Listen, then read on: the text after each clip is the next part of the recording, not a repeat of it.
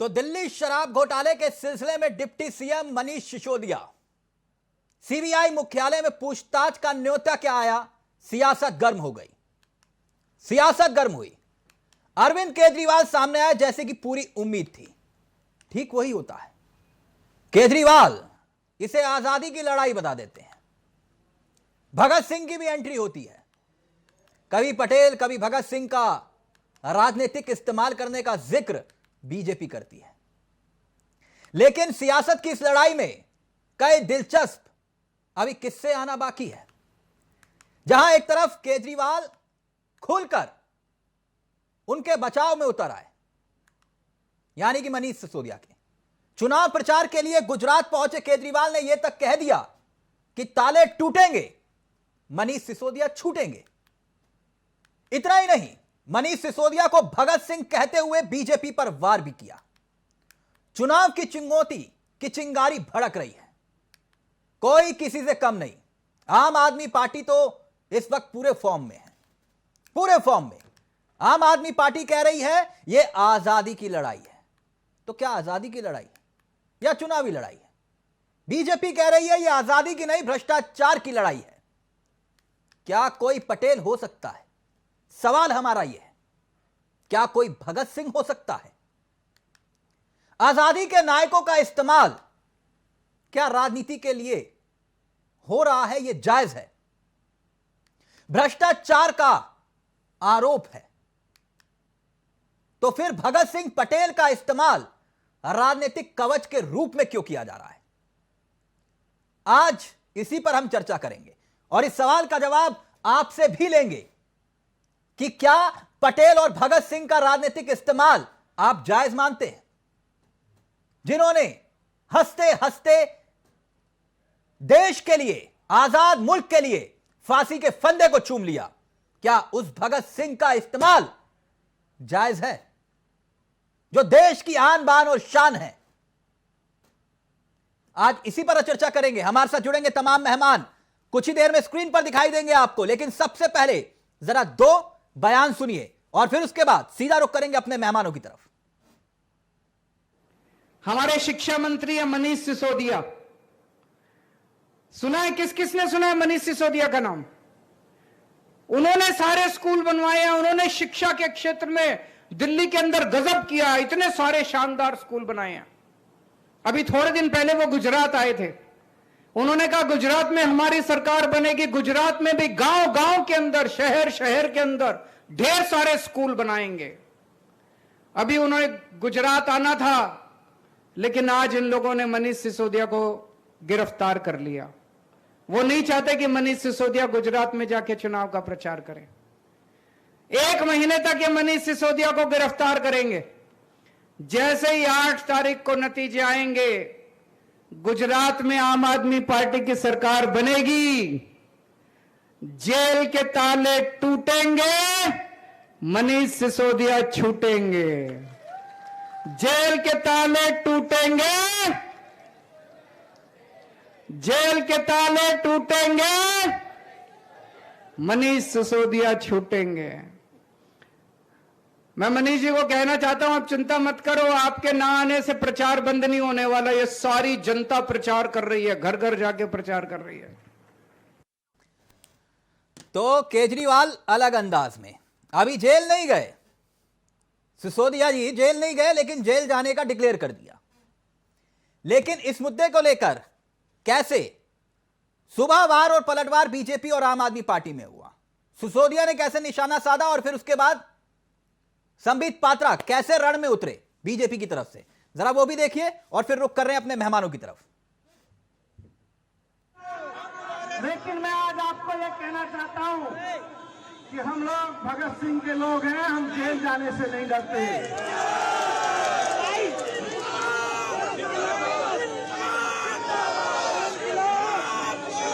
आजादी के लिए 20-20 साल के लड़कों ने कुर्बानी दी थी। देश आज फिर कुर्बानी मांग रहा है। देश आज फिर ऐसा सीना मांग रहा है जो जेल जाने से ना डरे, और हमें गर्व है कि हमको जेल जाने से नहीं डर सकता। हम जेल बनेंगे। आज उनकी तैयारी मुझको जेल में डालने की है। इन्होंने सीबीआई भेज के मेरे घर पे रेड कराई, मेरे घर से कुछ नहीं निकला, आप सब जानते हैं। इन्होंने मेरे बैंक लॉकर तलाश लिए, बैंक लॉकर में से कुछ नहीं निकला, आप सब जानते हैं। इन्होंने मेरे गांव में जाके ढूंढा कि कहीं कोई जमीन खरीद रखी होगी, परिवार में कुछ खरीद रखा होगा, कुछ नहीं निकला, सब जानते हैं। इसलिए अब इनकी तैयारी है कि मुझे जेल में डाल दें। मैं इनकी जेल में डालने से नहीं डरता, इनकी सीबीआई और ईडी से नहीं डरता। मैं जानता हूं कि देश कुर्बानी मांग रहा है और हम कुर्बानी देने के लिए तैयार हैं। स्टिंग ऑपरेशन का भी जवाब नहीं दिया, कारण क्योंकि आपको भी पता है करप्शन और भ्रष्टाचार तो आपने किया है। आश्चर्य का विषय है, सत्येंद्र जैन के लिए अरविंद केजरीवाल कह रहे थे इनको भारत रत्न मिलना चाहिए, और 2 दिन से अरविंद केजरीवाल कह रहे हैं ये मनीष सिसोदिया तो भगत सिंह है। मैं आज देश से अपील करता हूं, दारू के ठेकों से पैसा मारने वाला, दारू के ठेकों को बांटते समय भ्रष्टाचार करने वाला, उसकी कंपैरिजन आप महामहिम भगत सिंह से करेंगे, देश पे शहीद होने वाले भगत सिंह से करेंगे, और ये देश सुनता रहेगा। आप लोग विचार करिए, आप सोचिए किस व्यक्ति की कंपैरिजन किस व्यक्ति के साथ किया जा रहा है। Bhagat Singh is an institution, Bhagat Singh represent sacrifice, Bhagat Singh Hindustan का स्वाभिमान है, और मनीष सिसोदिया और अरविंद केजरीवाल भ्रष्टाचार के प्रतीक हैं। और भ्रष्टाचार के प्रतीक मनीष सिसोदिया को जिन लोग तो आजादी की लड़ाई का जिक्र किया जा रहा है और जश्न भ्रष्टाचार का। मैं सीधा रुक कर रहा हूं अपने मेहमानों की तरफ। इस वक्त हमारे साथ जो मेहमान जुड़ चुके हैं वो आपकी स्क्रीन पर होंगे। मेरे साथ इस वक्त इस कार्यक्रम का हिस्सा बन चुके हैं ये 4 चेहरे जो आपके सामने आपकी स्क्रीन पर है। रमन जी जुड़ चुके हैं, आम आदमी पार्टी का चेहरा है।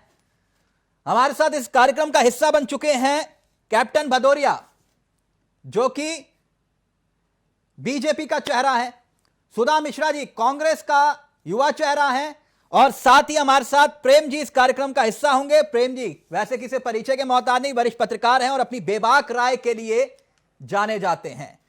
आप सभी का बहुत बहुत स्वागत है। सबसे पहले इस चर्चा की मैं शुरुआत करूं, रमन जी, कैप्टन साहब, सुधा जी और मेरे अनुभवी साथी प्रेम जी,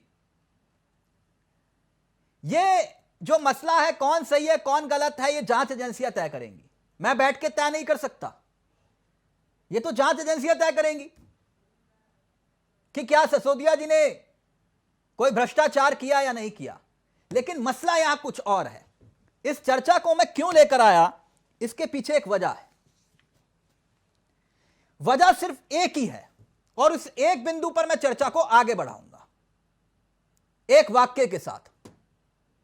और वो वाक्य है, क्योंकि आप लोग सबके दिलों में भगत सिंह बसते हैं, सबके दिलों में। कोई तैयार है फांसी के फंदे पर झूलने के लिए?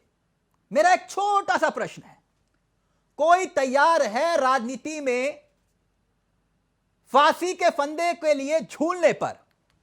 जो कहते थे, समझिएगा, जो कहते थे फांसी के फंदे को हंसते हंसते झूल जाए वो भगत सिंह कहलाए। जो अपनी मां को यह कहते थे कि आंसू मत बहाना, आंसू मत बहाना, क्योंकि तुम रोई तो लोग कहेंगे भगत सिंह की मां रो रही है। यह तो मसला भगत सिंह का है। तो रमन जी, मैं शुरुआत आप ही से करना चाहूंगा। ये T20 का जो मुकाबला चल रहा है इस वक्त सियासत का, जेल तो सिसोदिया जी गए नहीं, तो केजरीवाल जी ने कैसे तय कर लिया कि जेल भी चले गए, जेल के ताले भी टूट गए और छूटने की तारीख भी निर्धारित कर दी एक ही दिन में? तीनों भविष्यवाणियां, ये रमन जी जरा हमें समझ में नहीं आया, जरा समझाएंगे प्लीज। आपके इंडिया वॉइस के सभी दर्शकों को मेरा नमस्कार। आपने एक वाक्य बोला कि राजनीति में महापुरुषों का उपयोग क्यों। देखिए, जब भगत सिंह फांसी के फंदे पर चढ़ने जा रहे थे तो उन्होंने एक शब्द कहा था कि जब उनके लिए कहा गया कि आप मर्सी पिटीशन कर दीजिए, आप जेल से छूट सकते हैं, आपकी फांसी माफ हो सकती है, आप माफीनामा लिखिए, जैसा कि एक क्रांतिकारी जिनको वीर कह के संबोधित करते हैं उन्होंने किया। उन्होंने कहा था कि अगर मैंने माफीनामा लिख दिया या अगर मैं जेल से बाहर आ गया या छूट गया तो इस देश में दूसरा भगत सिंह पैदा नहीं होगा, लेकिन अगर मैं जेल से इस फांसी के फंदे पर चढ़कर शहीद हो गया तो मेरे विचारों से इस देश में सैकड़ों भगत सिंह पैदा होंगे। हर वो व्यक्ति जो इस देश के लिए त्याग करना चाहता है, जो इस देश में प्रत्येक बच्चे के लिए अच्छी शिक्षा की बात करता है, जो इस देश में समानता की बात करता है। ये सिसोदिया जी और सत्येंद्र जैन जी, ये जैन साहब, ये तय कैसे होगा कि ये भगत सिंह मटेरियल है? मेरी बात समझ रहे हैं? मैं कैसे मान लूं कि वो भगत सिंह मटेरियल है? मेरा ये बात मैं समझना चाह रहा हूं। भगत सिंह मटेरियल समझ रहे हैं ना मेरी बात आप? मैंने फांसी के फंदे को चूमते चूमते झूलने का जिक्र इसलिए किया क्योंकि जनाब कोई माई का लाल आज की डेट में भगत सिंह पैदा नहीं हुआ। हुआ तो मुझे बता दो। विचारों पर चलने वाला भगत सिंह एक ही मां ने जना, उसका नाम भगत सिंह था, जो आज भी अंग्रेज बोल गए। सुनिए सुनिए सुनिए, मैं ये बात क्यों कह रहा हूं? अंग्रेज बोल गए आतंकी, देश ने मान लिया उनको आतंकी? नहीं, देश ने मान लिया नहीं। कोई खड़ा होकर बोल सकता है कि भगत सिंह आतंकी है? किसी के अंदर हिम्मत है? या देश ने मान लिया उस बात को जो अंग्रेज लिख के चले गए? तो मैं इसलिए कह रहा हूं कि आप लोग भगत सिंह का इस्तेमाल क्या राजनीतिक इस्तेमाल कर रहे हैं? सवाल इतना है। बिल्कुल करना चाहिए, बिल्कुल। अगर उनके विचारों पर, अगर उनके दिखाए रास्ते पर अगर आप चल सकते हो, अगर भगत सिंह जी ने कहा था कि इस देश के प्रत्येक नागरिक को समान शिक्षा मिलनी चाहिए, अगर आप उस विचारधारा को लागू करने के रास्ते पर हो तो आप भगत सिंह के सच्चे अनुयायी हो। अगर आप समाज में समानता की बात करते हो, समानता के रास्ते पर चलते हो, ईमानदारी की बात करते हो और ईमानदार हो। साहब के पास मनीष सिसोदिया जी पर सीबीआई की जांच हुई, ईडी की जांच हुई, ईडी ने रेड करी, सीबीआई ने रेड करी, ये विचारधारा का जिक्र कर रहे हैं। मैं कैप्टन साहब के पास जाऊं, मुझे इतना बता दो आप कि चलिए भगत सिंह तो मनीष सिसोदिया डिक्लेयर हो गए, पटेल किसको डिक्लेयर किया आपने अपनी पार्टी में? जल्दी जल्दी बताइएगा, मैं समझना चाह रहा हूं, थोड़ा बहुत ज्ञानवर्धन मुझे भी चाहिए। पटेल कौन है आपकी पार्टी में? गांधी जी भी बता दीजिएगा। खैर गांधी जी की तो भूमिका आपने तय कर दी होगी, कौन है? नामकरण आप कैसे करते हैं मैं वो समझना चाह रहा हूं। रमन जी मुझसे सवाल कर रहे हैं सर जी, पटेल कौन है आपकी पार्टी में? मैं वही शब्द दोहरा रहा हूं आपसे, प्रत्येक व्यक्ति, इस भारत का प्रत्येक नागरिक जो ईमानदारी के रास्ते पर चल रहा है, जो इस देश में समानता की नहीं, बात आपने करता जैसे है। मनीष सिसोदिया को भगत सिंह डिक्लेयर किया, तो आपकी पार्टी में पटेल कौन है मैं ये समझना चाह रहा हूं। गांधी कौन है ये भी बताइए। चंदन है इस देश की चंद्रशेखर माटी, कौन है बच्चा ये भी बच्चा बताइए। राम है। चंदन है इस देश की माटी, बच्चा बच्चा राम है। जो व्यक्ति ईमानदारी से चल रहा है, वो पार्टी कार्यकर्ता हो, कोई भी हो। नहीं, आप घुमा रहे हैं रमन जी। मैं आपकी बात क्यों मानूं? केजरीवाल जी कह रहे हैं कि मनीष सिसोदिया भगत सिंह है, तो मैं उनकी मानूंगा कि मैं आपकी मानूंगा? भगत सिंह प्रत्येक पार्टी का प्रत्येक व्यक्ति या कोई भी इस देश का नागरिक जो ईमानदारी से चलता है। अरे भगत सिंह को तो छोड़ देते रमन जी। रमन जी भगत सिंह की बात करता है। चलिए ठीक है, भदौरिया जी। एक व्यक्ति भगत सिंह जी का, पटेल जी का, गांधी जी का अनुयायी है। जो अहिंसा की बात करता है वो गांधी जी का अनुयायी है। हाँ, जो इस देश में जोड़ने की बात करता है, जो इस देश में एकता की बात करता है, जो सांप्रदायिकता के नाम पर नफरत नहीं फैलाता। तो मतलब आप नहीं बताएंगे ना, आप नहीं बताएंगे ना कि आप नहीं बताएंगे रमन जी। चलिए ठीक है, मत बताइए पटेल कौन है आपकी पार्टी में, चंद्रशेखर कौन है, गांधी जी कौन है, आप मत बताइए। कोई बात नहीं, कोई बात नहीं, ठीक है। अच्छा, मुझे कैप्टन साहब थोड़ा आज मैं, क्योंकि विषय थोड़ा ऐसे ही है तो मैं भी थोड़ा अलग मूड में हूं। कैप्टन साहब मैं जरा समझना चाह रहा था कि ये जो जबरदस्त T20 का मुकाबला चल रहा है सियासत का है, और ये जो मसला पूरा सियासी नजरिए से चल रहा है, गिरफ्तारी सिसोदिया जी की होगी या नहीं होगी, आपको क्या लगता है? बिल्कुल, मैं आपको बड़े विस्तार से बताना चाहूंगा। बात भगत सिंह जी की चली है तो हमारे देश के जो महानायक थे, बहुत ही बड़े बलिदानी थे, जिन्होंने अपने प्राणों की आहुति इस देश की आजादी के लिए, इस देश की आम जनता के लिए, देश की खुशहाली के लिए अपने प्राणों की आहुति दी थी। आज भगत सिंह का लोगों ने वो बना लिया है कि चोरी करेंगे, देश को लूटेंगे और भगत सिंह अपने आप को भगत सिंह साबित करेंगे। मैं आम आदमी पार्टी को बता देना चाहूंगा कि इनके जो मुख्यमंत्री है पंजाब के, जब उन्होंने सांसद की सीट छोड़ी तो उसका जब चुनाव हुआ था उस पर कौन जीत के आया है, इनको मालूम है कि खालिस्तान समर्थन से वहां पर जो मान साहब है वो वहां जीते हैं। और उन्होंने जीतने के बाद एक स्टेटमेंट दिया था कि भगत सिंह तो आतंकवादी था और सरकार इनकी है, मुख्यमंत्री इनका है। इन्होंने एक बारी भी उसका खंडन नहीं किया, ना ही उनसे पूछा कि आपने ये शब्द क्यों कैप्टन साहब, आप हमारे इतने बड़े देश के नायक है, आप इस तरह से आतंकवादी कैसे कह सकते हैं? कैप्टन साहब जेल जाएंगे कि नहीं? करके बैठ गए। और आज के मनीष सिसोदिया जब गबन में और जनता का पैसा के लूट में जब जेल जाने की तैयारी हो रही है तो कह रहे हैं वो तो जो है ना भगत सिंह है। तो ये कितनी जल्दी चेहरा अपना बदलते, भाई चेहरा बदलिए, हमें बुराई नहीं है, मगर हमारे जो कैप्टन साहब घुमा क्यों रहे, मैंने पूछा जेल जाएंगे कि नहीं? हमारे शहीद है, कम से कम उनका अपमान तो मत करिए। कैप्टन साहब जेल जाएंगे कि नहीं मनीष सिसोदिया? क्या है कि ये जांच एजेंसियों का काम है। जांच एजेंसियों के पास सबूत पर्याप्त होंगे तो उन्हें जेल से कोई बचा नहीं सकता, और जांच उनके पास अगर सबूत पर्याप्त नहीं होंगे तो उनका मनीष सिसोदिया का कोई कुछ बिगाड़ नहीं सकता। अब रही बात यहाँ पर, नहीं कैप्टन साहब, दरअसल मसला ये है ना कि सारे भ्रष्टाचारी तो आम आदमी पार्टी और कांग्रेस में है, आपके यहाँ तो सारे दूध के धुले हुए हैं कि नहीं? आप सुने थोड़ा समय कहने का मौका समय दे दे कि अगर इन्होंने कुछ किया नहीं है, ये बिल्कुल दूध के धुले हुए हैं मनीष सिसोदिया, तो ये डर किस बात के रहे?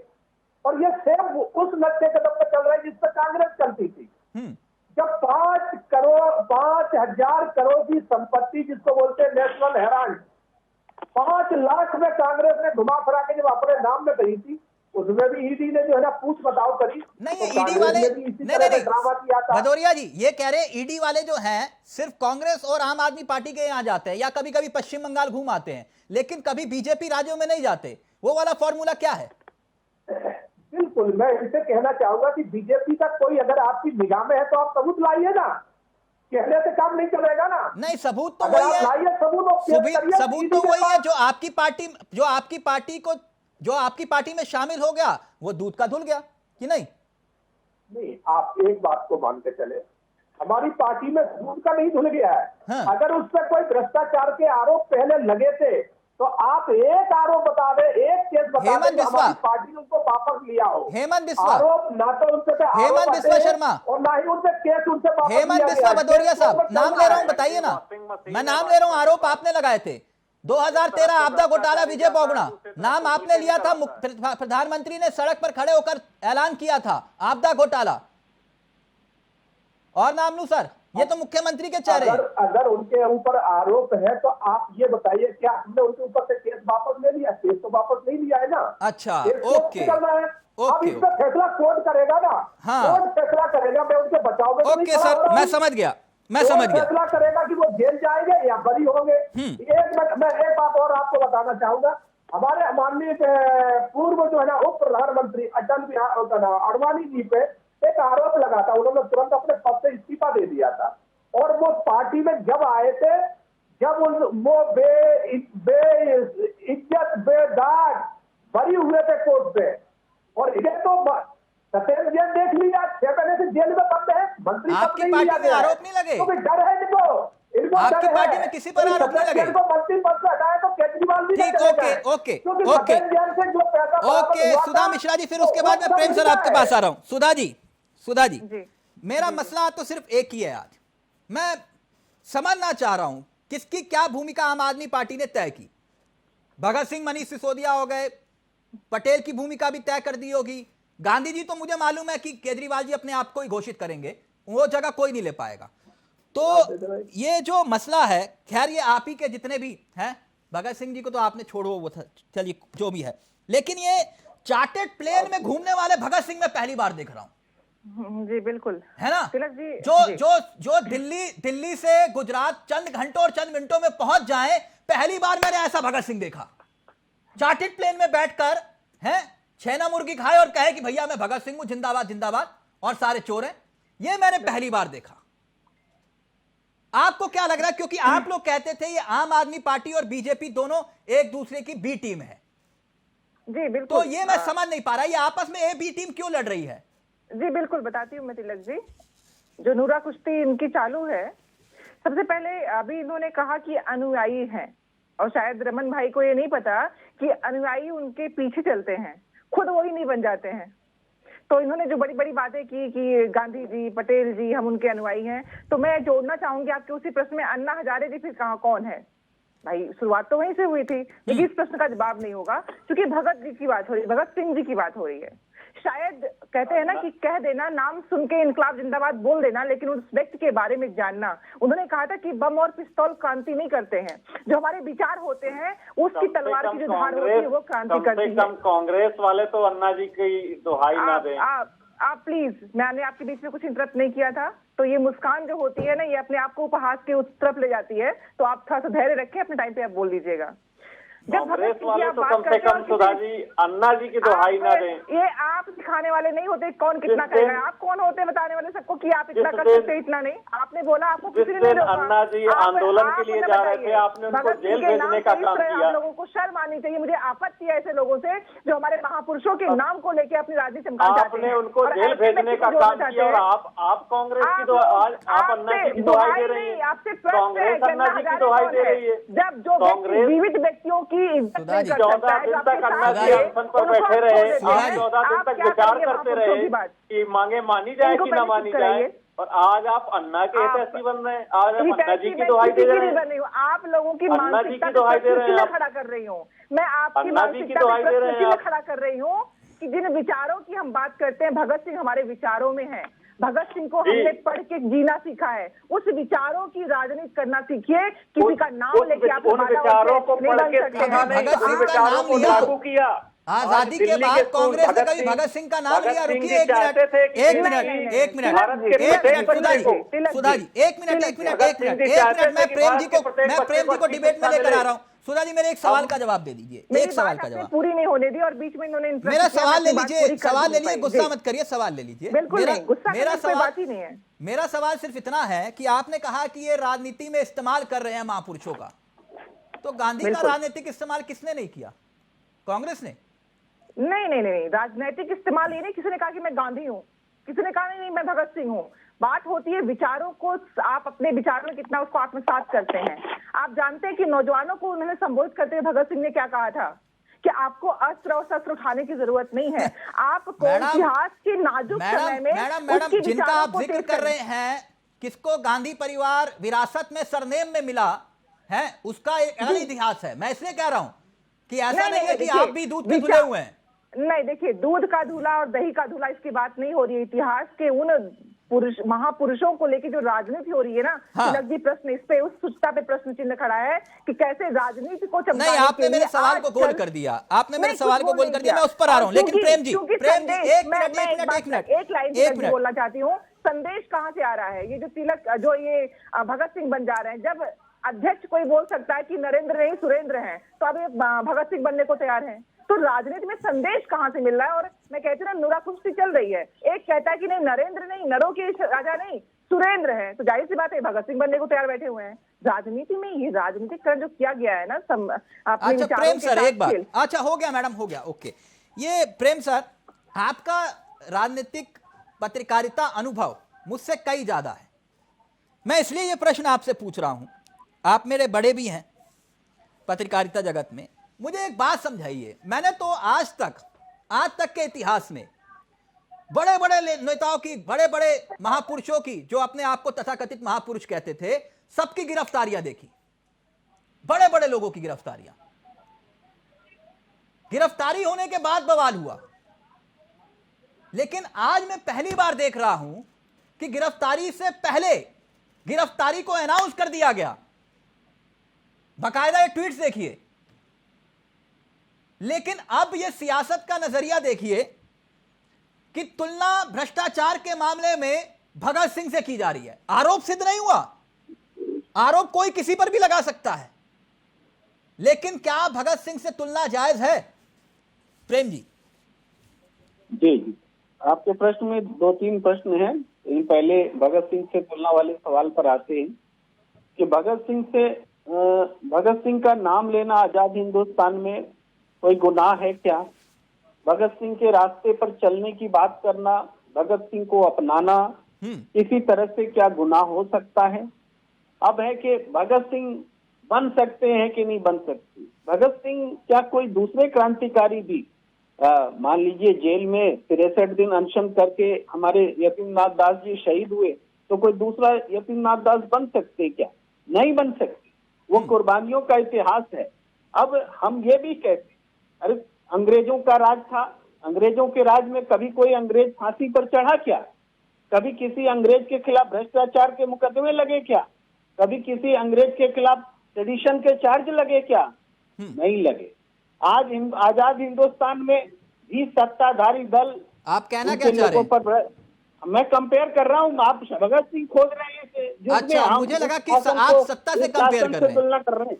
मुझे लगा कि आप सत्ता से कंपेयर कर रहे हैं। हाँ, मैं सत्ता से सत्ता कंपेयर कर रहा हूँ। भगत सिंह अंग्रेज शासन में गुलामी के खिलाफ लड़ाई के प्रतीक थे, कुर्बानी के प्रतीक थे, आजादी के प्रतीक थे, आजादी के संघर्ष के प्रतीक थे। लेकिन तब की सत्ता जिस तरह से अंग्रेजों के खिलाफ में अंग्रेजों को पोषित करती थी, आज की सत्ता किन लोगों को पोषित कर रही है, आज वो भी देखने की जरूरत है। तो आज भगत सिंह का नाम लेना ये गलत बात नहीं है। और गलत क्यों है? नाम ले रहे तो क्यों दिक्कत है भाई? सावरकर का नाम भी तो लोग लेते हैं भाई। बहुत सारे लोग तो गोडसे का भी नाम लेते हैं। अब बोलते गोडसे की पूजा भी करते हैं, मूर्ति भी बनाते हैं। उस पर तो कहीं कोई रोक नहीं है। अच्छा, तो आपको आप कह रहे हैं कि केजरीवाल भगत सिंह का नाम लेते हैं, कोई सावरकर और गोडसे का नाम भी लेता है। मैं इसी सवाल पे आ रहा हूं, और इसी सवाल पर प्रेम जी आपके पास आऊंगा। और भदौरिया जी, कैप्टन साहब समझ रहे हैं ना कहां इशारा कर रहे हैं? प्रेम जी, एक बिल्कुल चंद सेकंड का ब्रेक ले रहा हूं, चंद सेकंड का, जल्द हाजिर हो रहे हैं। तो ब्रेक के उस पार एक बार फिर से आपका स्वागत है। बात सीधे तौर पर आम आदमी पार्टी और बीजेपी में छिड़ी सियासी जंग की हम कर रहे हैं। वार और पलटवार मनीष सिसोदिया को लेकर जारी है। सीधा रुक कर अपने मेहमानों की तरफ बिना वक्त गवाए। ब्रेक से पहले प्रेम जी ने एक महत्वपूर्ण सवाल उठाया। भदौरिया जी, इसका जवाब तो आप ही दे सकते हैं कैप्टन साहब। वो ये कह रहे हैं कि भाई भगत सिंह को लेकर आप लोग परेशान हो रहे हैं, बेचैन हो रहे हैं। आम आदमी पार्टी के मुताबिक पेट में दर्द भी होता है, भगत सिंह का नाम ले लेते हैं, लेकिन आप जब सावरकर और गोडसे का नाम लेते हैं तब कोई दिक्कत नहीं होती। वो राजनीतिक इस्तेमाल नहीं है? चावला जी, मैं आपको बड़ा विस्तार से बताना चाहूंगा कि सावरकर भी काला पानी की सजा काट रहे थे, और दूसरी तरफ थे नेहरू जी, और भी थे कुछ कांग्रेस के। वो जिस जेल में रहते थे उनको आजादी मिलती थी किताब लिखने की, और खाने का उनका मेनू मिलता था, और सावरकर को सख्त यातनाएं दी जाती थी और काले पानी की जेल में डाल सकता था। तो यहाँ से आप अंदाजा लगा सकते हैं कि कौन अंग्रेजों का समर्थक था और कौन विरोधी था। अब रही बात गोडसे की, मैं आपको बता देना वहां तो बुलबुल थी ना सर, कि नहीं? एक मिनट। अब मैं नाथूराम गोडसे की बात बता देना चाहूंगा कि नाथूराम गोडसे का समर्थक ग्वालियर में था बाबूलाल चौरसिया, और जिसने उनका मंदिर भी बनवाया था। तो आप तो गोडसे के समर्थक नहीं है ना? आप सुने, हमने कभी ऐसा नहीं कहा है। आपके सांसद ने बोला ना, मैं इसलिए पूछ रहा हूं। आप तो नहीं है ना? हाँ, आप सुने तो आप जवाब तो पहले पूरा हो जाने से कि गोडसे का जो समर्थक था, जिसने गोडसे का मंदिर बनाया था ग्वालियर में, बाबूलाल चौरसिया, और बीजेपी की वहां सरकार थी, तुरंत बीजेपी की सरकार ने उस मंदिर को बंद कराया और बाबुलाल चौरसिया को जेल में डाला। नहीं, जिन सांसद ने जिक्र किया, जिनको कभी देश के प्रधानमंत्री ने कहा कि वो दिल से माफ नहीं करेंगे, कभी उन्होंने कहा ना मैं दिल से माफ नहीं करूंगा, उनको आपने टिकट भी दिया, चुनाव भी लड़वाया, सब कुछ करवाया। अब देखिए प्रेम जी को ऑब्जेक्शन हुआ, मुझे नहीं है। प्रेम जी ने जो बात कही, बस इतना बोल के बात को खत्म कर दीजिए, गोडसे मुर्दाबाद बोल दीजिए, बात खत्म करिए। भदौरिया जी, कैप्टन साहब, प्रेम जी कुछ नहीं बोलेंगे, कह रहे हैं कि बस एक बार इनसे बोल दो कि गोडसे मुर्दाबाद बोल दे बस। तिलक जी, एक मिनट, हमारी पूरी बात तो आप सुनेंगे। मैं प्रेम जी से यह जानना चाहता हूँ, कांग्रेस की प्रवक्ता है उनसे भी जानना चाहता हूँ कि गोडसे का मंदिर बनाने वाले को हमने जेल में डाला, ग्वालियर में बाबूलाल चौरसिया को, बाद में वो जमात में छूट गया। नहीं, गोडसे मुर्दाबाद बोल दो, बात खत्म हो जाएगी, कह रहे हैं। अरे आप मेरी बात तो सुने, गोडसे मुर्दाबाद बोलने का क्या मतलब है? नहीं बोलेंगे। किसी को मुर्दाबाद क्यों बोल दो? गोडसे हमारे भारत के, गोडसे का आप इतिहास पढ़िए, आप गोडसे का इतिहास पढ़िए कि गोडसे क्या है, आपको पता चल जाएगा। अच्छा, कौन सा त्याग दिया? नहीं बोलोगे तिलक जी, आप अगर उनका इतिहास पढ़ लेंगे ठीक से कि उन्होंने अगर महात्मा जी को गोली मारी कि नहीं मारी, वो जांच का विषय है, वो मैं नहीं कह सकता। तो अगर आप उनका इतिहास पढ़ लेंगे तो आप भी उनका सम्मान करेंगे। अच्छा, सम्मान करेंगे। जिसने मंदिर बनाया वो आज कांग्रेस पार्टी में है, उनका सक्रिय। तो आप गोडसे का सम्मान कितना करते हैं? नहीं, मैं कैसे मानूं आप गोडसे का सम्मान करते हैं? इन्हें कहना चाहिए। नहीं, मैं कैसे मानूं आप गोडसे, कैप्टन साहब, मैं कैसे मान लूं आप गोडसे का सम्मान करते हैं? डिबेट अभी हमारी गोडसे पे नहीं हो रही, डिबेट हो रही है भगत सिंह को जिन्होंने चोरी करेंगे और भगत सिंह बन के दिखाएंगे। मैंने फर्स्ट में ये भी कहा आपसे कि पंजाब में भगत सिंह को आतंकवादी कहा गया, उसके ऊपर ये अच्छा, प्रेम जी, वो कैप्टन साहब कह रहे हैं आपको गोडसे का त्याग नहीं मालूम। त्याग मालूम होता तो ये सवाल ही ना करते। जो त्याग गोडसे ने किया देश के लिए, आपको उसके बारे में पता ही नहीं है और मुझे भी नहीं पता। मैंने तिलक जी आपसे क्या कहा? अरे तिलक जी, मैंने क्या कहा? आप कह रहे मुझे पता नहीं, तभी तो मैंने आपसे कहा कि आप उनका इतिहास पढ़िए उनका इतिहास। उन्होंने अपनी जीवनी में जब फांसी से पहले उन्होंने जो अपनी जीवनी लिखी थी, उसमें आप क्या लिखा है वो आप महात्मा गांधी की एक मिनट कैप्टन साहब, आपकी बात आ गई ना, शाउटिंग मैच नहीं। एक मिनट रमन जी, ये वो वाला नहीं है ना जो राष्ट्रहित के नाम पर लोगों से टकरा दो भिड़वा दो वाला, वो वाला नहीं है मसला। या शाउटिंग मैच नहीं, एक एक करके अपनी बात रखिए प्लीज। प्रेम जी पहले अपनी बात रखेंगे, फिर मैं रमन जी आपके पास आ रहा हूं, फिर सुधा जी आपके पास। जवाब दीजिए प्रेम जी। कैप्टन साहब को मैं ध्यान दिलाना चाहता हूं कि देखिए, हमारे देश के न्यायाधीशों ने संविधान में दी गई व्यवस्था के हिसाब से जिस व्यक्ति को महात्मा गांधी का कातिल माना, जिसको देशद्रोही माना, जिसको समाज का दुश्मन माना, उनसे सीख लेने के लिए कैप्टन साहब हमें कह रहे हैं कि उनको पढ़ लीजिए और उनको जान लीजिए। आप क्या संविधान से ऊपर हो गए? आप न्यायाधीश से ऊपर हो गए? आप कह क्या रहे हैं? इस बात को पुनर्मूल्यांकन करिए, आत्मविवेचना करिए। आप संविधान से ऊपर अगर हैं, आप न्यायाधीशों को गलत मानते हैं, आप फांसी की सजा को गलत मानते हैं, मौत की सजा को गलत मानते हैं गोडसे को, तो बोलिए ना, वही तो हम बोलना चाहते हैं। बोलिए गोडसे जिंदाबाद, तब समझ लें हम आपकी राजनीतिक शक्ति। जी कैप्टन साहब जल्दी से, फिर मैं रमन जी आपके पास आ रहा हूँ। तिलक जी, मैं ये कहना चाहूंगा, इन्होंने अभी संविधान का जो हवाला दिया प्रेम जी ने, बिल्कुल सही बात है। वही तो मैं कहना चाह रहा हूँ कि संविधान के ही तहत सोनिया गांधी और राहुल गांधी से ईडी पूछ बताओ कर रही है, तब आप हंगामा क्यों काटते हो? इसका मतलब आपको भी संविधान पर विश्वास नहीं है। कोर्ट ने ही तो उनको प्रबंध जारी किया है। ईडी उनसे पूछे कि 5 लाख में 5,000 करोड़ की संपत्ति अपने नाम कैसे कर ली, तो ईडी को किसने किया है? कोर्ट ने। तो कोर्ट के आदेश में ईडी उनसे पूछ बताओ कर रही है, फिर ये ऐसी एजेंसियों को क्यों बदनाम कर रहे हैं? तो यानी गोडसे, आप कोर्ट को नहीं मानते? यानी आप हमसे कह रहे हैं कि आप नहीं मान रहे, आप बताइए। यानी आप गोडसे को भारत रत्न देने की मांग करते हैं? भारत रत्न देना न देना वो बात की बात है। गोडसे पे चर्चा नहीं हो रही है, चर्चा हो रही है शराब नीति पे। अच्छा, गोडसे पे चर्चा करोगे? अच्छा, मुझे लगा कि भगत सिंह आ गए तो फिर सावरकर के बाद गोडसे भी आएंगे। शराब नीति पे मुद्दे को न भटका है। ओके, जल्दी से फिर रमन जी आपके पास आ रहा हूँ, फिर सुधा जी आपके पास। ओके, जल्दी से प्रेम जी। किस तरह से शराब नीति में बड़ी चीज होती है। ओके सर, नहीं लूंगा गोडसे का नाम। अच्छा, नहीं ले रहा गोडसे का नाम। आज क्यों डर रहे हैं? ओके कैप्टन साहब, आपने बोल दिया नहीं लूंगा गोडसे का नाम। 1 मिनट, अब प्रेम जी को अपनी बात रखने दीजिए, फिर मैं आ रहा हूँ रमन जी के पास। धारा को आप बताइए, नमन करते हैं, कितने बड़े शर्म की बात है ये पूरी भाजपा के लिए।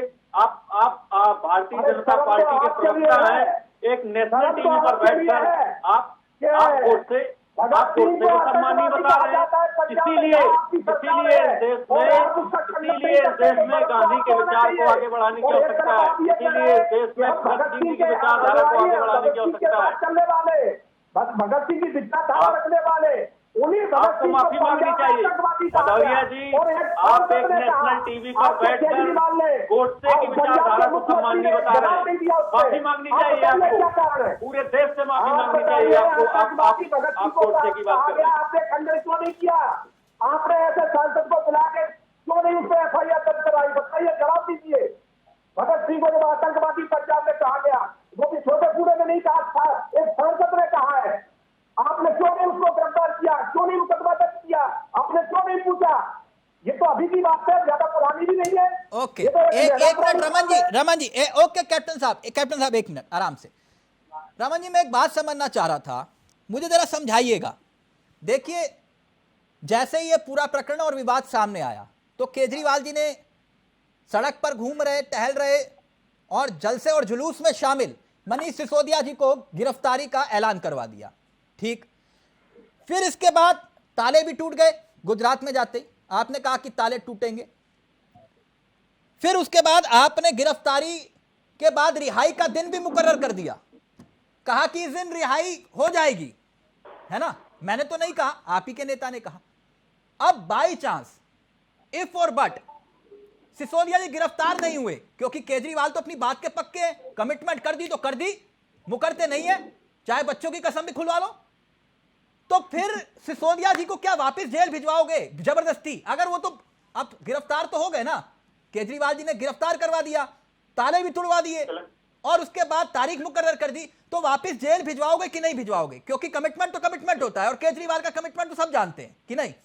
जी जी जी जी जी जी तिलक जी, आम आदमी पार्टी एक लाइन पर विश्वास करती है, सत्यमेव जयते।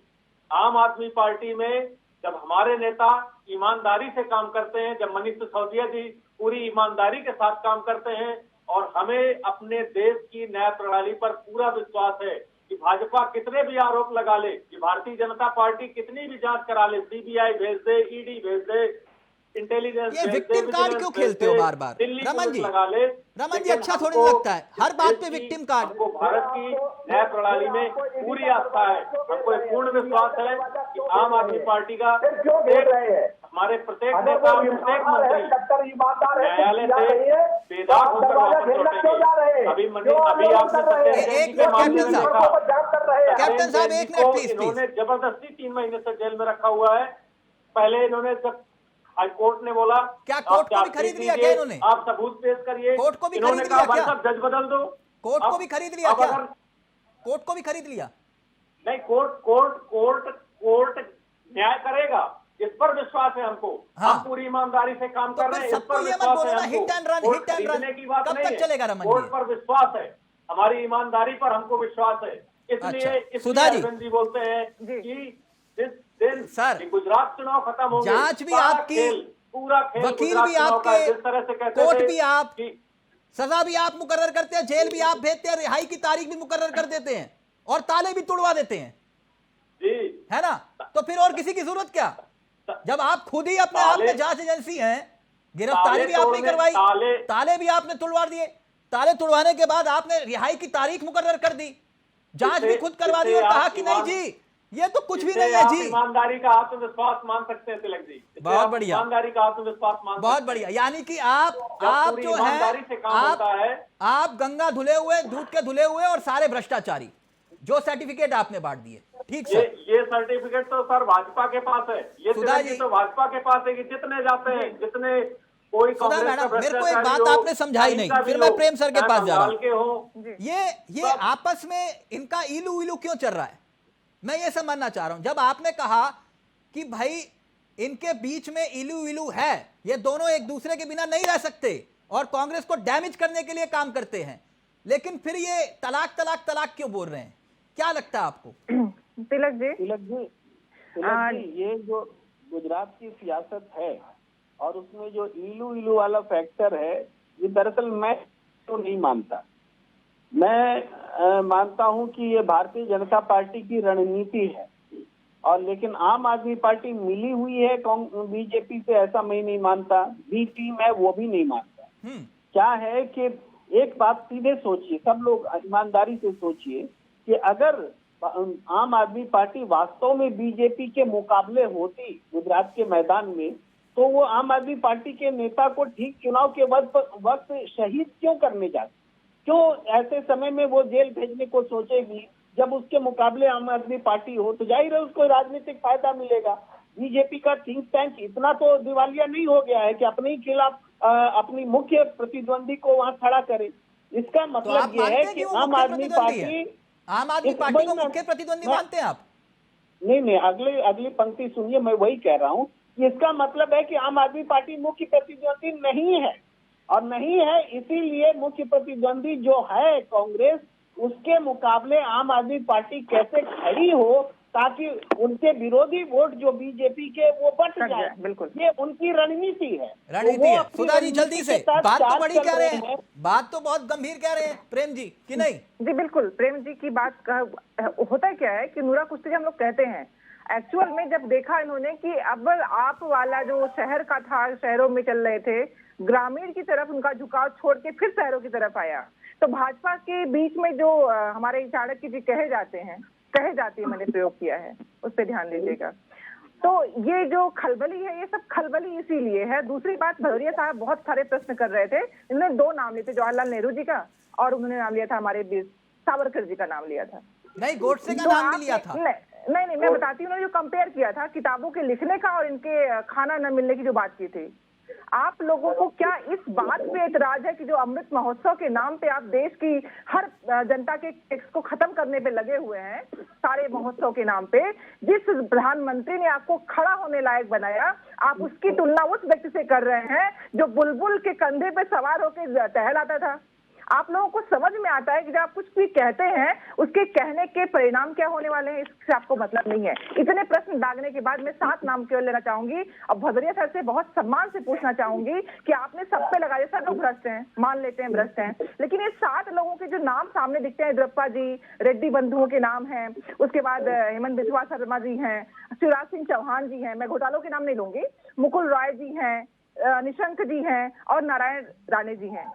इन लोगों पे आप सबको तो कहते हैं कि ये लोग ऐसे हैं, ये कर देंगे, वो कर देंगे, तो इन नामों के साथ क्या हो रहा है? प्रश्न इस पे, जब भी हम कोई प्रश्न खड़ा करते हैं, इसलिए नहीं कि आप क्या करना चाहते हैं, आप कर क्या रहे हैं, वो दिखता है, आपकी दृष्टि में विस्तृत होता है, इसलिए प्रश्न आप पे होते हैं। तो आप लोग तो 70 सालों में स्वतंत्रता को नकारने वाले, जिसमें कि आपकी भी सरकार रह चुकी है, आप कहते हो 70 साल, अरे पता नहीं कहां से गणित आपने पढ़ी है, और वही शायद पढ़ी होगी जो अभी आपने मध्य प्रदेश में हिंदी में पाठ्यक्रम किया है, एटोनॉमी को एटोनॉमी लिख दिया आपने, लिपि को चेंज कर दिया आपने, लिपि बदल दी और आपने कह दिया सबसे कि हमने हिंदी में पढ़ाना शुरू कर दिया। इस तरह से देश की जनता को। सुधा जी, वो कह रहे हैं कि वो मुकुल राय, नारायण राणे, हेमंत बिस्वा का जिक्र पहले कर लिया, वो कह रहे हैं अजीत पवार, जिनके बारे में देवेंद्र फडणवीस कहते थे कि भैया सरकार आई वो जेल जाएंगे चक्की पीसिंग, यही था ना, वो भी रातों रात हाथ मिलाया तो उनका भी सारे पाप धुल गए आप लोगों के मुताबिक। और विजय बोगड़ा साहब का भी जिक्र, वो तमाम नाम ले रहे हैं। भदौरिया जी जल्दी से, फिर मैं रमन जी के पास फाइनल कमेंट लूंगा। चावला जी, आपने देखा होगा कि इन्होंने जो हमारे लोगों के नाम गिनती कराए, येदियुरप्पा जी के बताए, येदियुरप्पा जी हमारी पार्टी के तब तक सस्पेंड रहे जब तक उनके ऊपर आरोप लगा था, जब कोर्ट से वो बरी हुए तब पार्टी ने उनको लिया है। इसी तरह से हमारे अन्य भी नेता थे, उनके ऊपर जो आरोप लगे सब पार्टी से बाहर रहे। जब पार्टी से बरी हो जाते, जब कोर्ट से बरी होते तभी पार्टी उनको पार्टी के अंदर तो दोबारा लेती है। और इनके यहाँ तो आरोप लगने के बाद भी बाहर नहीं जाते। सोनिया जी के ऊपर आरोप लगा है, राहुल गांधी पे आरोप लगा है और बेल पे चल रहे भ्रष्टाचार में। शिंदे गुट के ऊपर ईडी की जांच चल रही थी, उसका क्या स्टेटस है सर? ईडी की जो उनके ऊपर आरोप लगे हैं, जो कोर्ट में केस चला गया वो चल रहा है। अच्छा, महाराष्ट्र नहीं कभी ईडी, लेकिन सोनिया गांधी जी अरे आप लोग ये जो दोहरी रणनीति अपनाते हैं उससे बंद करिए। इस राजनीति से आपको शर्म आनी चाहिए, जनता को गुमराह करना छोड़िए। आरोप लगे हैं, सबसे पहले मेरे नेताओं के बारे में बोलने से पहले कम से कम आदरणीय और करिए, आप नाम नहीं करते हैं। पार्टी से बाहर, मगर हमारे यहाँ जिस पे आरोप लगता है उसको पार्टी से बाहर कर देता हूँ मैं। मगर आपके यहाँ अरे भदौरिया जी, बोलना आपकी पत्नी और घर का अंदर सबको मालूम है, सबको पता है। और तेज बोलने से, चिल्ला के बोलने से असत्य सत्य नहीं हो जाएगा। कहा कि ये आम आदमी पार्टी हमारी सहयोगी है। अरे ये कांग्रेस और आम आदमी पार्टी है, दूरा कुश्ती खेलते दोनों एक ही है। जब ये सत्ता में आए थे तो इन्होंने कहा था आम आदमी ने इतनी नरेंद्र मोदी जी रैली में कांग्रेस का जिक्र करते हैं कि कांग्रेस सक्रिय नहीं है। पूरा देश जानता है, भदौरिया जी, पूरा देश जानता है कि कांग्रेस और बीजेपी, सरकार बनाई मिलकर। जेपी नड्डा जी, आपके जेपी नड्डा जी हिमाचल में कांग्रेस का समर्थन। अच्छा एक बात भदौरिया जी, 1 मिनट, फिर मैं प्रेम जी के पास जाऊं। कैप्टन साहब 1 मिनट। कैप्टन साहब बट्टे हैं दोनों, एक ही इनकी सोच है। कैप्टन साहब भदौरिया जी नड्डा साहब के बयान को गलत साबित कर रहे हैं। भगत सिंह का अनुयायी भदौरिया जी नड्डा साहब आपके राष्ट्रीय अध्यक्ष हैं, आपके राष्ट्रीय अध्यक्ष हैं, आप अपने राष्ट्रीय अध्यक्ष के बयान को गलत साबित कर रहे हैं। बताइए, हिमाचल प्रदेश में खुद कहते हैं 51 में, हिमाचल प्रदेश में जेपी नड्डा साहब ने खुद कहा था कि कांग्रेस को सहयोग करें, कांग्रेस को हमें सहयोग करना चाहिए। 1 मिनट, मैं प्रेम जी के पास जाऊं। 1 मिनट कैप्टन साहब 1 मिनट। आप तो जो है ना मनीष सिसोदिया को अवार्ड दे रहे हो, सचिन जैन को। समस्या यही है। 1 मिनट प्लीज, ऑडियो नीचे प्लीज। 1 मिनट कैप्टन साहब आ रहा हूं, गुस्सा नहीं करना, आराम से। आप थोड़ा एंटरटेनमेंट वाला मसला भी है, रुक जाइए ना सर, गुस्सा क्यों हो रहे हैं? थोड़ा एंटरटेनमेंट वाला मसला भी है, थोड़ा बहुत। 1 मिनट, बड़ा दिलचस्प सवाल है, जहन में आया। 1 मिनट कैप्टन साहब 1 मिनट। कैप्टन साहब सुन लीजिए ना, थोड़ा मूड ठीक हो जाएगा आपका, सुन लीजिए। और हमने मंत्री पद पर रखा हो, एक शख्स बता दीजिए। और तुम्हारे 6 महीने से जेल में बंद है, मंत्री पद नहीं लिया गया है सर। करनी कखनी आम आदमी। कैप्टन साहब हो गया ना। इतनी ज्यादा। कैप्टन साहब का ऑडियो नीचे। रमन जी मुझे एक बात बताइए, रमन जी मेरा ऑडियो आ रहा है आपको? जी। मुझे एक बात समझाइएगा। देखिए, भगत सिंह तो सिसोदिया जी डिक्लेयर हो गए, ठीक, सुन लीजिए ना कैप्टन साहब, थोड़ा अच्छा लगेगा आपको, सुन लीजिए, थोड़ा एंटरटेनमेंट होगा। रुकिए रमन जी, गांधी जी हो गए, केजरीवाल जी, ठीक, भगत सिंह हो गए आपके जो आप लोगों ने डिक्लेयर किए, सिसोदिया जी हैं, और चंद्रशेखर हुए संजय सिंह, ठीक, और गोपाल जी हुए आपके राजगुरु, ठीक, ऐसे तमाम सबके आपने भूमिका तय कर दी। तो मुझे एक सवाल जहन में आया अभी, ये अन्ना हजारे जी क्या सोचा आपने? अन्ना हजारे जी हमारे आदर्श पुरुष हैं और हमेशा रहेंगे। आदर्श पुरुष तो केजरीवाल जी भी है ना आपके। उस पर मुद्दे पे आइए ना, सीधा बताइए क्या सोचा अन्ना हजारे जी के बारे में? पार्टी की कोई दो राय नहीं है, अन्ना जी हमारे आदर्श पुरुष हैं और हमेशा रहेंगे। ओहो, मैं पूछ रहा हूं अन्ना हजारे जी के बारे में कुछ सोचा कि नहीं? उनको क्या भूमिका में देखेंगे? इस देश का, तिलक जी मैं बोल रहा हूँ, इस देश का प्रत्येक नागरिक, हाँ। मैं फिर से वही लाइन दोहरा रहा हूँ, इस देश का प्रत्येक नागरिक जो समानता की बात करता है, क्या नाम है जो उसका, देश को जोड़ने की बात करता है, ओखला वाले विधायक है अमनतुल्ला पटेल है। वो क्या है? अमनतुल्ला क्या है? देश का प्रत्येक नागरिक, तिलक जी, इस देश अमनतुल्ला क्या है? बच्चों को स्कूल बेच दिया अमनतुल्ला ने, उससे ये बोले नहीं है, स्कूल की जमीन बेच दी। साहब चार्टेड प्लेन में बैठ के काजू खाते हो, खुद को भगत सिंह कहते हो, समझ में नहीं आया मुझे। स्कूल की बात विचारों की है, बात अच्छा, बात विचारों की है। ओके प्रेम जी, यात्रा का माध्यम उपलब्ध होता है, कहीं पे आप गुजरात चुनाव में ओके चलते हैं, कहीं पे कार पे भी चलना होता है, जो यात्रा का माध्यम है नहीं सर, उपयोग किया जाता है। सर आप लोग कमिटमेंट के पक्के में इसलिए कह रहा हूं, आपने कहा था ना गाड़ी नहीं लेंगे, बंगला नहीं लेंगे, है ना, कईयों ने बच्चों की कसमें तक खा ली थी, आप लोग कमिटमेंट के पक्के इसलिए कह रहा हूं। 1 मिनट, अनावश्यक एक शब्द जोड़ा था उसमें। अच्छा, टर्म्स एंड कंडीशन, अनावश्यक रूप से आपने जोड़ा था टर्म्स एंड कंडीशन। ओके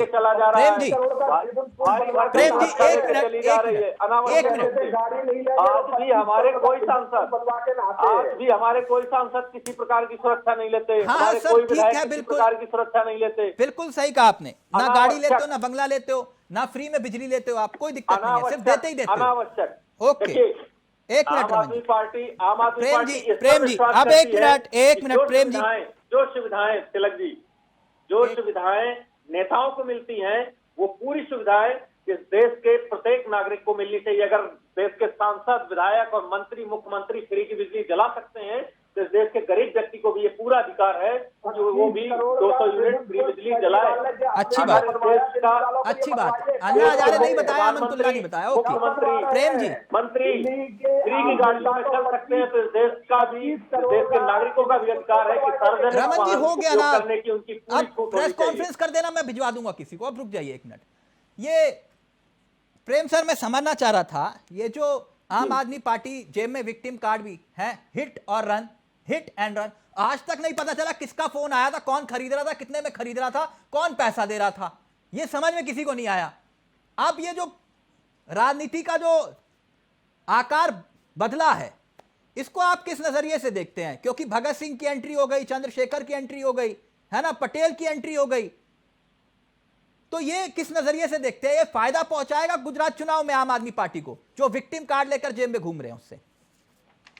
देखिए चावला जी, जैसे आज भी अरविंद केजरीवाल जी बोल रहे थे, तो गुजरात से बोल रहे थे और चुनावी सभा को संबोधित करते हुए बोल रहे थे वो बात कि जेल में चले जाएंगे, जेल से ताला टूटेगा, वो छूटेंगे, तमाम बातें जिसको आप हिपोथेटिकल बोल के बता रहे हैं, और सही बात है, हिपोथेटिकल भी है। लेकिन चुनाव के मैदान में जब कोई ऐसा बोलता है तो वो लगभग वही बात होती है कि इलेक्शन तो हम ही जीतने वाले हैं, तो चुनाव के मंच से जो बातें बोली जाती है वो ज्यादातर जो वो झूठी होती है। आप ये अलग बात है कि चुनाव आयोग अब ये कह रहा है कि चुनाव में कोई गलत ना बोले, झूठ ना बोले, इसके लिए उपबंध डालने की कोशिश कर रहा है, लेकिन नेता हर चुनाव मंच से अपनी जीत का दावा करते हैं, हर चुनाव मंच से एक दूसरे को अपने मतलब ए टीम बी टीम बताते हैं, सारी चीजें होती हैं। तो मगर सियासत शुरू है। मनीष सिसोदिया के खिलाफ में जो सीबीआई जांच हो रही है, वो उस जांच में कोई बाधा नहीं होनी चाहिए। एक बात जरूर है और उठाने का हक भी आम आदमी पार्टी को कि क्या अगर घोटाला हुआ तो वो रकम कहीं तो पकड़ी जाएगी, कोई ट्रांजैक्शन तो हुआ होगा, ना रकम पकड़ी जा रही है ना कोई ट्रांजैक्शन हो रहा है, तो उनको पूरा हक है ये बोलने का कि ये सब कुछ चुनाव को देखते हुए हो रहा है, और वो बोल रहे हैं। ठीक, कैप्टन साहब, ये लाइव में कमेंट आया, वो कह रहे हैं कि आपने वो भारत रत्न देने की मांग नहीं की गोडसे को। तिलक जी, गोडसे की बात हम ना आगे कर रहे थे। तिलक जी, मैं बिल्कुल चाहूंगा कि भदौरिया जी को माफी मांगनी चाहिए। क्यों माफी मांगे? टीवी पर बैठकर गोडसे को महिमा मंडित कर रहे हैं, नेशनल टीवी पर बैठकर आप पूरा देश देख रहा है, आपको माफी मांगनी चाहिए। पहले तो आपको, सबसे पहले आपको माफी मांगनी चाहिए। आप गोडसे को महिमा मंडित कर रहे हैं, आप एक हत्यारे को महिमा मंडित कर रहे हैं, आपको इस मुद्दे पर बिल्कुल माफी मांगनी चाहिए। उसके बाद आप कुछ बोलिए, सबसे पहले आप माफी मांगिए। आप नेशनल टीवी पर बैठकर महात्मा गांधी के हत्यारे को महिमा मंडित कर रहे हैं। चलिए, वक्त इजाजत नहीं दे रहा, मंदिर बनाने वाले को जेल में डाला था। नहीं, वक्त इजाजत नहीं दे रहा। कैप्टन साहब, फिर इस विषय पर चर्चा करेंगे। माफी मांग लीजिए, बोले गलती हो गई, मांग लीजिए। कैप्टन साहब, आप माफी मांगिए इस बात पर। आप नेशनल टीवी पर बैठकर गोडसे को महिमा मंडित कर रहे हैं, उस व्यक्ति को महिमा मंडित कर रहे हैं, राजा राम गाने वाले व्यक्ति। थैंक यू सो मच, बहुत बहुत शुक्रिया कैप्टन साहब, आपका भी, रमन जी आपका भी, सुधा जी आपका भी, प्रेम सर आपका भी बहुत बहुत शुक्रिया। तो ये सवाल अपने आप में जायज है कि क्या वाकई में भगत सिंह का राजनीतिक इस्तेमाल आम आदमी पार्टी कर रही है, या फिर यह जायज है कि वो ये साबित करे कि भ्रष्टाचारी नहीं है और जो वो लड़ाई लड़ रही है वो भगत सिंह की विचारधारा से जुड़ी है। इस सवाल का जवाब आप खुद ही दे सकते हैं, क्योंकि जनता जनार्दन है। फिलहाल मुझे दीजिए इजाजत। नमस्कार, जय हिंद, जय भारत।